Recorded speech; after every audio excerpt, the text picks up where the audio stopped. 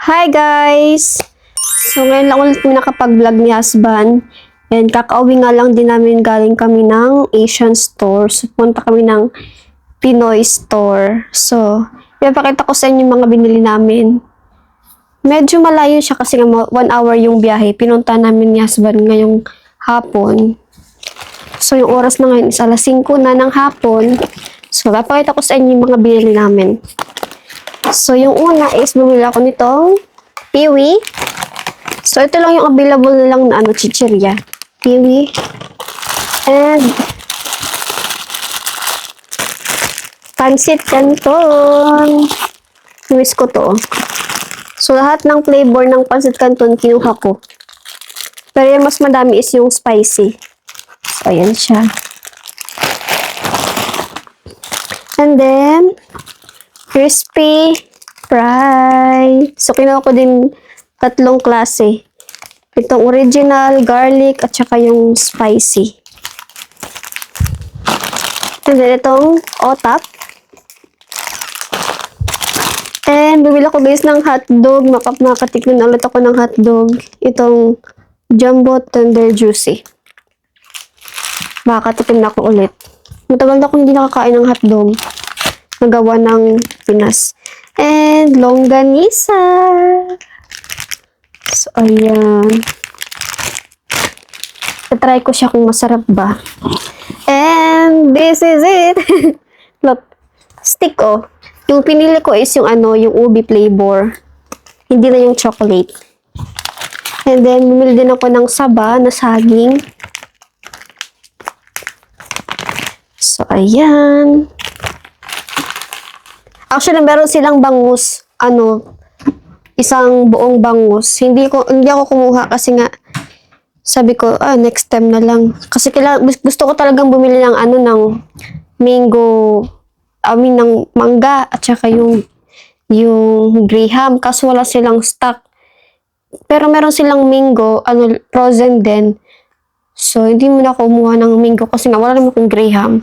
So, next time na lang, kapag meron na silang stock na graham, kukuha ko ng mango. Para gumawa ko ng mango float. Kasi, nung nasa Pinas kami, sobrang nagustuhan na husband yung mango float. And this one, Mamacita's oyster sauce. So, ayan. Medyo malibig na siya. Tapos, itong gisado bagoong. Kasi nga, diba, may mga mangga dito sa Netherlands, yung isang mangga. So, tatry ko siyang isawsaw dito sa bagoong. And bumili din ako ng sardinas. Itong yung niya is natural oil, tapos itong red spicy. So, dalawa lang yung binili ko. And then, sinigang mix.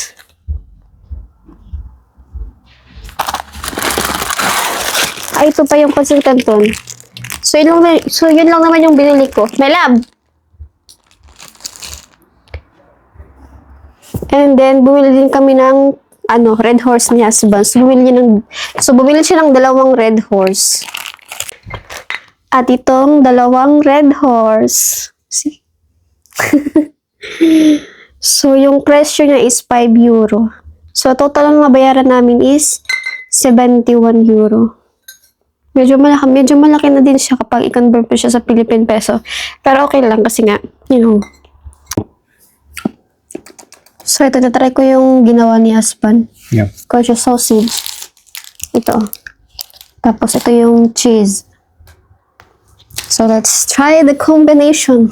And I want to see your face. Or it's booby. Maybe it's okay. I just don't want to smell. Because the smell is very strong. But the cheese is not bad. Cheese? You like it? Oh, nice. That's very nice. But if you eat like little by little, Yeah. But what's that green? that is the mushroom that was growing. They're putting the cheese in the basement, making this holes, And that one is what is growing biologic, naturally. Ngayon lang ulit kami nakapag-vlog.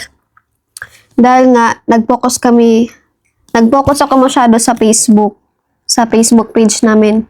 And, you know what guys, dumami na yung followers sa Facebook. Umabot na siya ng 75k followers. Yay!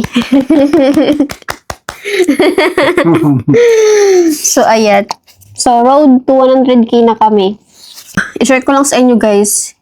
So, total, yung vlog ko ngayon is about sa mga binili namin sa Asian store. So, alam niyo ba, nung nasa Pinas pa ako, kung ano nga ba yung work ko before. Kung ano nga ba yung pinagkakaabalahan ko. So, 2024 noon, bago ako pumunta ng Latvia, nag-open ako ng tindahan, yung sari-sari store. So, di ba nakatira ako sa Davao? And then, yung apartment ko is, meron siyang tindahan. And parang connected siya sa, sa apartment ko. Tapos, sinabi ko yun kay husband. Kasi nga, dream ko din na magkaroon ng tindahan. Kaya sabi ko kay husband, try kong mag-open ng tindahan. I-try ko lang. Kaya ayun, tapos sinuportahan niya yung tindahan ko. And then, yung first na puhunan ko is 40,000. I am talking about the store. The capital what you gave to me is 40,000. 40,000? Diba? No. No, I mean the 40,000 is only for the product, except the materials. Because Like, then it was like 25,000, I think, the ref. yeah, the rep. Bumili din kami ng rep, yung pinakamalaki. Shelves. Yung mga lagayan ng mga And then product. and then it was that something in a glass on the front. Yeah. Yung good. Some things. So it was Yeah. Actually, it's a lot. Overall, maybe 100,000. Yeah, I think it's 100k. About, Kasi maybe. nawala din ako nung mga gamit sa pagtitinda. And also, I buy the deep fryer. Yeah. And also, the weighing scale. Kasi nga, dati, nagbenta din ako ng bigas. So, kinilo siya. Kaya kailangan ko ng timbangan. So, yun yung binili ko. And then, di ba yung deep fryer, bumili din ako nun kasi nga nagbebenta din ako ng street food. So, papakita ko sa inyo guys yung store ko. So, alam niyo ba, nung pag-open ko, di ba doon sa namin sa village, kung siya, madaming nakatira, para din siyang, kasi yun, where is it located? In It's not Puan. no, Puan is the other side. Yeah. It's totally other side. Yeah, I forgot. Pananan or Panakan? or something No, like it's that. not Panakan, but it's closer to Panakan. Yeah. Malapit siya sa Matina. Matin? Matin? Ay, hindi. No. Basta papunta siya sa Panakan. So, yun yung yung timirhan ko. Nakalimutan ko na. Nakalimutan ko na yung You have a address. fish memory, huh? I forgot the address. Exactly. So, Not ayun. exactly the town. The barangay. Have to remember the barangay. Sa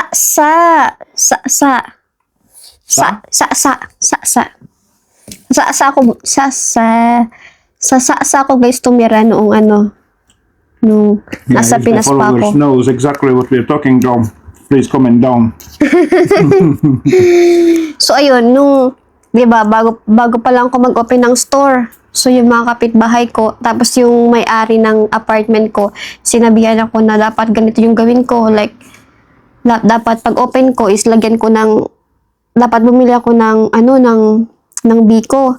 At saka bumili din ako dapat ng langka. Para daw, The cheese looks like that. yeah. It's a cheese. Yeah, cheese with leaves. No, it's no leaves. What's that green? I just explained you. That's the mushroom was growing. That's the bio. They moved them into the basement. They put with some nails that the balls, And then they're leaving because they're in the basement is humidity very high. And then somehow it's start in that atmosphere start growing this and this is what it grows into the cheese. Okay. There are different types, different kinds. Nagets niyo ba? So, ayun guys. So, and also, si husband, sabi niya, siya din yung may idea nun na lagyan ko daw ng balloon. Kasi nga, di ba, opening. So, para siyang restaurant yung vibes niya. Kasi nga, di ba, may balloon. Pero yung kinalabasan, parang may birthday party tuloy. So, ayun, naglagay ko ng mga balloons. Mukha talaga siyang opening. And then, bumili ako ng langka. And then, biko. So, yung mga bumibili sa akin, mga binamano, pinapakain ko sila ng biko. Like, kuha ka niyang langka, kuha ka nito ng biko. Actually, before maghapon, naubos na yung biko at saka langka. Kasi yung iba, hindi naman sila bumibili. Pumupunta lang sila sa store para tumikim ng langka at saka biko. Madami din kasi dong mga bata. And madami din nakatira. Yung natutunan ko guys sa pagtitinda is dapat wag kang maging close sa mga kapit-kapit bahay. Kasi diyan nagsisimula yung pag-uutang. Kasi once na maging close ka sa kanila, mahirapan kang humindi, lalo na kapag umuutang sila. Kaya much better na wag kang makipag-close as long as possible para maiwasan yung pag-uutang. Kasi ako guys, naging close ako sa mga doon sa mga tao, and then mabait din sila. Pero yung pagkabait nila, meron palang motibo. So, ayun, nagpautang ako. Nagbabayad naman sila, pero matagal. And may nangyari din kasi nga, di ba, kailangan ko nang mag-close ng tindahan. Hindi nga umabot ng 1 year yung pagtitinda ko. Dalays. Hindi nga guys umabot ng 1 year yung pagtitinda ko. Nagsarado din ako agad kasi nga kailangan ko nang pumunta ng Latvia. So kumbaga yung pagbukas ko ng tindahan is lang siya. Kumbaga experiment lang habang nasa Pinas pa ako noon. So ang nangyari, yung mga gamit ko sa pagtitinda is, so ibinenta ko yung mga gamit namin, yung rep, yung microwave, yung phone. Basta lahat ng gamit ko, binenta ko, wala talagang natira. Kasi lahat ng mga gamit ko is hindi siya provided sa apartment. So, yung apartment is room lang talaga.